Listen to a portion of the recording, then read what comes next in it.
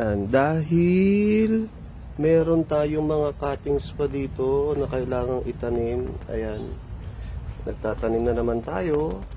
Kaya 1 month from now, yung iba umuubra nang i-release yung ating mga grapes.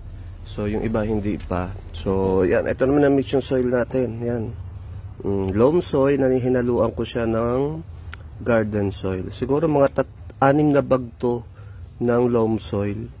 Yung loam soil kasi may rhizole na, may carbonized na, may coco peat. Minsan may vermicast din.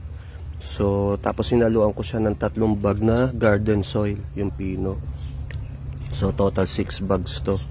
Magagawa ko nito siguro mga 100 pieces. Dito sa 3x8 na size ng aking ginagamit na seedling bag. So, yun. So, tapusin ko lang to. Yun, ayun, yung iba lang nagagawa natin. Ito yung mga cuttings na ita.